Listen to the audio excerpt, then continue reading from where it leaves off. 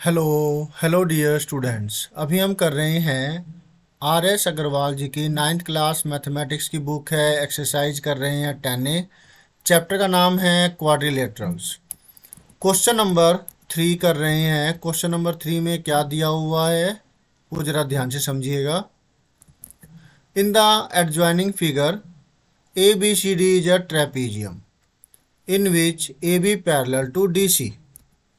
आपके सामने जो ये फिगर है, इस फिगर के अंदर ए बी सी डी एक ट्रेपीजियम दिया हुआ है। ट्रेपीजियम वो क्वाड्रिलेटरल होता है जिसकी अपोजिट साइडों का एक पेयर पैरेलल हो, जो कि ये वाली साइड है इस वाली साइड के पैरेलल दे रखी है। पैरेलल्स वो साइडें होती है जिनके बीच का परपेंडिकुलर डिस्टेंस हमेशा ही बराबर रहता है। जैसे कि दो लाइनों वाली नोटबुक है आपकी, तो उसमें दोनों लाइनों के बीच का डिस्टेंस हमेशा ही बराबर रहता है। जैसे कि रेलवे पटड़ी होती है, ये रेलवे ट्रैक होता है, इसके अंदर भी हमेशा ही डिस्टेंस बराबर रहता है, तो ये भी पैरेलल कहलाएगी।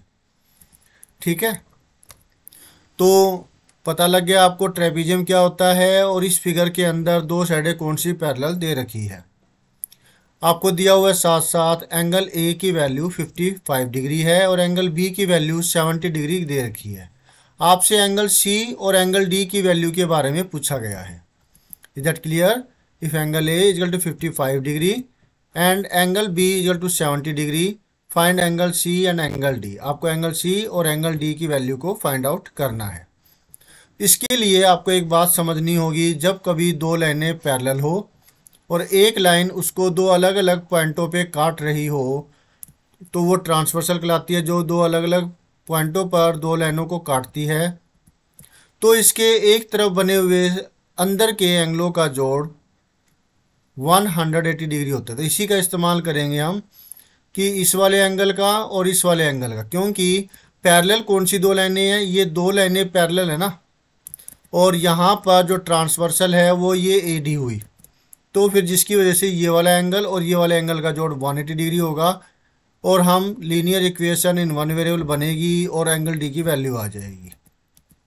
इसी प्रकार से एंगल सी और एंगल बी का जोड़ भी 180 डिग्री होगा और linear equation in one variable आ जाएगी आपके पास और एंगल सी की वैल्यू 110 डिग्री आ जाएगी। ठीक है, और इसको लिखना कैसे है तो वो चीज़ समझ लीजिए। अगर आपको समझ में आ गया है तो अब आप इसे अपनी नोटबुक में कर सकते हैं। रफ में पहले कर लीजिएगा, फिर फेयर में कीजिए। ठीक है, तो अब आप समझिए, अगर अभी भी कुछ बात रह गई है तो फिर इन क्वाड्रिलेटरल, तो ये ट्रेपीजियम है इसलिए ट्रेपीजियम लिख देते हैं। ठीक है, या फिर ये लिख देते हैं सीधा सा कि A B parallel to C D. ये तो आपको दिया ही हुआ है कि जो ये वाली साइड है इस वाली साइड के पैरेलल है ना। तो फिर क्या होगा, इसको मैं नाम दे देता हूँ 1 और इसको नाम दिया 2। Angle 1 plus angle 2 is equal to 180 degree.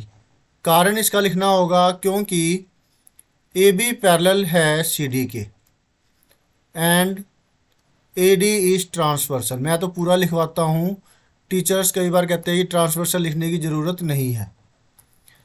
Then bye को इंटीरियर एंगल्स, तो फिर क्या हुआ, ये लिख देते हैं बस, ट्रांसवर्सल है तो। और यहाँ पे क्या लिखेंगे, angle 1 and angle 2 are co-interior angles.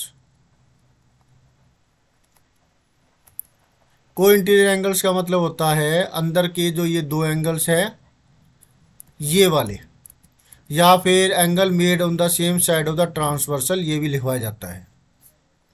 ये लिख दीजिए को इंटीरियर एंगल्स, या फिर वो जो मैंने अभी बताया angle made on the same side of the transversal.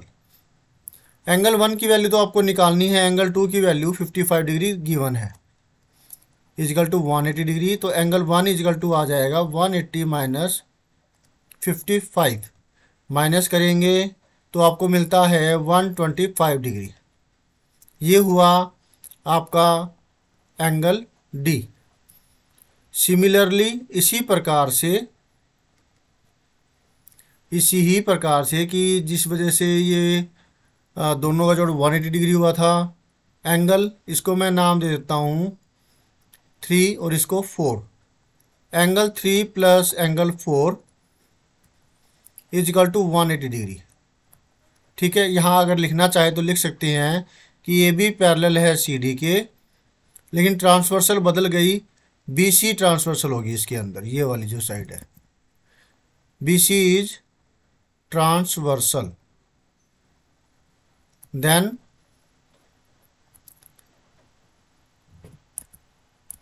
Angle 3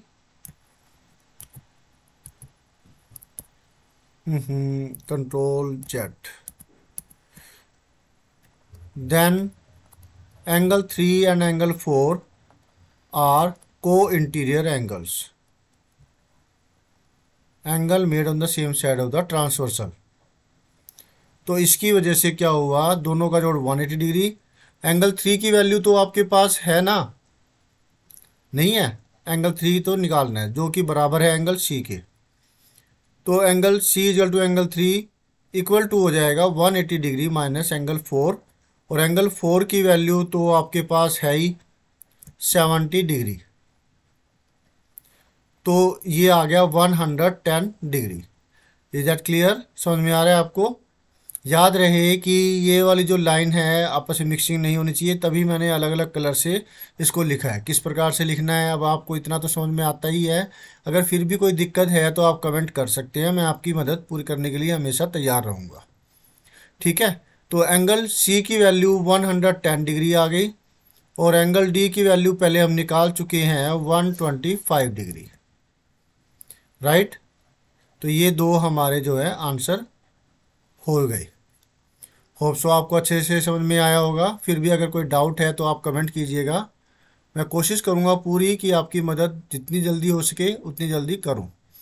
अब आपको करना क्या है, आपको करना है वीडियो को लाइक, डेफिनेटली पसंद आया होगा, करना है शेयर अपने दोस्तों को ताकि वो भी इससे फ़ायदा ले सके, करना है कमेंट अगर आप कुछ पूछना चाहते हैं, कुछ कहना चाहते हैं, और सब्सक्राइब अगर अब तक नहीं किया है तो सब्सक्राइब कर दीजिएगा बेल आइकन के बटन को दबा करके। साथ ही साथ ऑल पर भी क्लिक कर दीजिएगा ताकि लेटेस्ट अपडेट आपको मिलती रहे। तो thank you students for watching your own video. मिलते हैं नेक्स्ट वीडियो में जिसमें हम करेंगे नेक्स्ट कोई solution. Always have a great time. Bye.